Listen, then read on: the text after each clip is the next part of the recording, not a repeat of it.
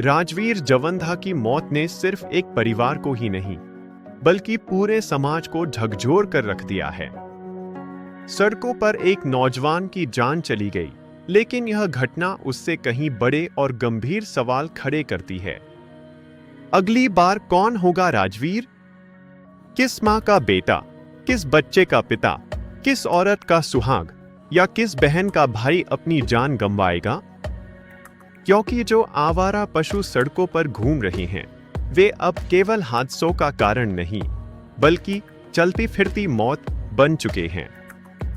सरकारें काउंसेस के नाम पर करोड़ों रुपए वसूलती हैं, जो बिजली बिल, शराब, गाड़ियों और पेट्रोल जैसी हर चीज पर लगाया जाता है। कहा जाता है कि यह पैसा गायों के रखरखाव, आश्रय और इलाज के लिए है, लेकिन सच्चाई कुछ और ही बयां करती है। आज भी सड़कों पर वही गायें भूखी, घायल और आवारा फिर रही हैं, और इंसान अपनी जान देकर इसकी कीमत चुका रहे हैं। एडवोकेट नवकिरण सिंह और उनके साथियों ने हिमाचल प्रदेश हाई कोर्ट में इस मुद्दे पर एक याचिका दायर की है। उन्होंने सवाल उठाया है कि अगर एक साल में करीब 100 करोड़ रुपए काउंसिल्स के नाम पर जुटाए जाते हैं, तो वे आखिर कहां खर्च हो रहे हैं?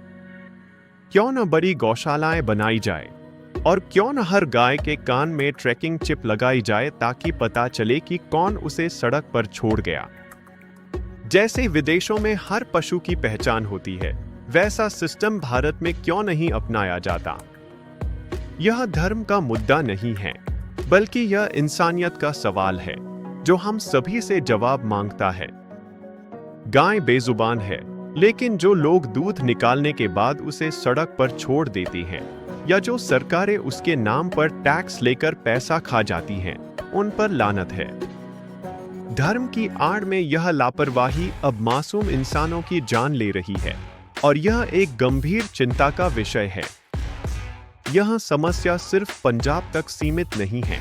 हरियाणा, हिमाचल, यूपी, राजस्थान और गुजरात जैसे हर राज्य में यही हाल है। काउंसिल्स के करोड़ों रुपए हर साल जमा होते हैं, लेकिन व्यवस्था नाम की कोई चीज दिखाई नहीं देती।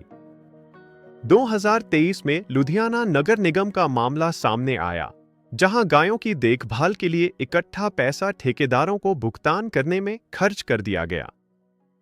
सवाल उठने पर ही कार्रवाई हुई, वरना कोई जवाबदेही नहीं थी, जो इस व्यवस्था की खामियों को उजागर करता है।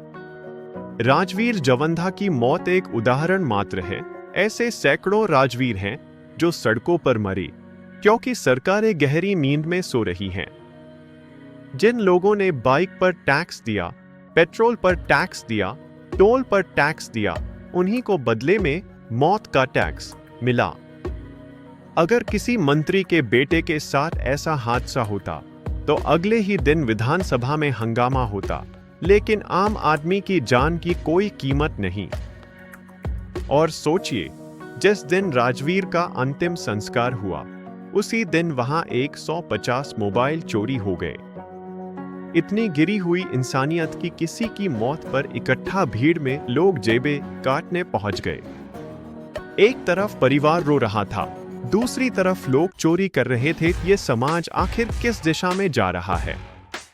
अब वक्त है सवाल करने का, सरकार से, सिस्टम से और खुद से भी। सरकार से पूछो कि काउंसिल्स के नाम पर कितना पैसा लिया और कहां खर्च किया। सिस्टम से पूछो कि सड़कों पर ये मौतें क्यों हो रही हैं और इन्हें रोकने के लिए क्या कदम उठाए जा रहे हैं। और खुद से पूछो कि क्या हम चुप रहकर उस मौत में भागीदार नहीं बन रहे हैं। लोग कहते हैं मुफ्त दाल, मुफ्त आटा, मुफ्त सफर, लेकिन अब याद रखो, मुफ्त मौत भी मिल रही है। ये पशु धर्म नहीं जानते, जाति नहीं जानते, न हिंदू, न सिख, न मुसलमान। वे किसी को भी मार देते हैं क्योंकि वे बेजुबान हैं। और हमारी सरकारें बेजिम्मेदार हैं, जो इस गंभीर समस्या को अनदेखा कर रही हैं। अगर अब भी हम नहीं जागे, तो हर गली में, हर सड़क पर एक नया राजवीर जवंधा होगा, और तब शायद बहुत देर हो चुकी होगी।